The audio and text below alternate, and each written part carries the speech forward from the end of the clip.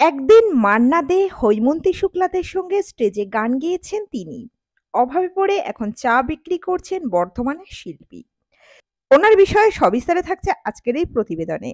তো বন্ধুরা, অবশ্যই সম্পূর্ণ ভিডিওটি দেখবেন। চ্যানেলে নতুন থাকলে চ্যানেলটিকে সাবস্ক্রাইব করে পাশে রাখা নোটিফিকেশন আইকনটি অল করে রাখবেন।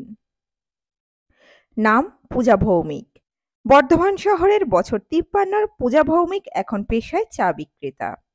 তবে আদপে পূজা দেবী একজন শিল্পী গায়িকা না। কাঁচা বাদাম তারকার মতো হঠাৎ করে ভাইরাল হওয়া কোনো গায়িকা তিনি নন। জানা যাচ্ছে পূজা দেবী একসময় হৈমন্তী শুক্লা, মান্না দে, লোপামুদ্রা মিত্র, আরতি মুখোপাধ্যায়ের মতো কিংবদন্তি শিল্পীদের সঙ্গে নাকি স্টেজে গান গেয়েছেন। অবাক হচ্ছেন তো? হ্যাঁ, তবে এমনটাই জানাচ্ছেন পূজা ভৌমিক নিজেই। একসময় তার সুরের জাদুতে মজে থাকতেন বহু শ্রোতা। তবে এখন সেসবে শুধু স্মৃতি। এক দুর্ঘটনা সবকিছু বদলে দিয়েছে।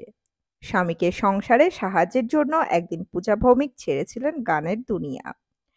বর্তমানে স্বামীর সঙ্গে মিলে সংসার চালাতে চা বিক্রি করেন পূজা দেবী।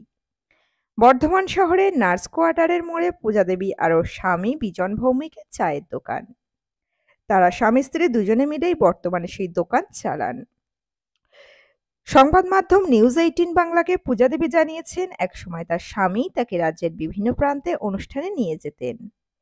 তবে এক দুর্ঘটনায় পূজা দেবীর স্বামীর পা ভেঙে যায়। তারপরে বদলে যায় তাদের জীবন। এরপর থেকেই বিজন ভৌমিক আর তার স্ত্রীকে অনুষ্ঠান করতে নিয়ে যেতে পারতেন না। কোনো রকমের দোকানটিতে এসে বসতেন। অগত্যা পরিস্থিতি সামলাতে পূজা দেবীও ব্যবসায় হাত লাগান। তারপর থেকে আর স্টেজে উঠে গান গাওয়া সেভাবে হয়নি পূজা ভৌমিকের। ধীরে ধীরে পরিচিতিও হারাতে থাকেন তিনি।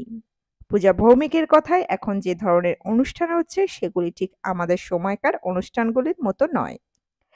এখনকার অনুষ্ঠানের ধারা আলাদা। এগুলি ঠিক আমাদের উপযুক্ত নয়।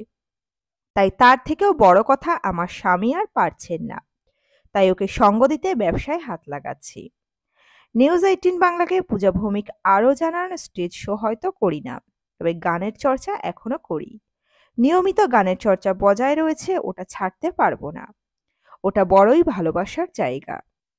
পুরানো দিনের কথা মনে আসলে চোখে জল ভরে যায় তার। তার কথায় পুরানো দিনের কথা মনে করলে খুব কষ্ট হয়। ওই দিনগুলি আর ফিরে পাবো না। তবে আপাতত চায়ের দোকান নিয়েই ব্যস্ত তিনি। বিভিন্ন ধরনের চা বানান। মালাই চা, ফ্লেভার চা। খরিদ্দারদের চা খাইয়ে তার তৃপ্তি। গোপন এই প্রতিভার কথা কাউকে বলতে চান না তিনি। তার দোকানের অনেক ক্রেতার কাছে খোঁজ করেও পূজা ভৌমিকের শিল্পী সত্তার কথা জানা যায়নি, কারণ তারা এই বিষয়ে কিছুই জানেন না। তো বন্ধুরা, এই পর্বে ছিল এতটুকুই। খুব দ্রুত ফিরে আসছি নতুন কোনো পর্ব নিয়ে।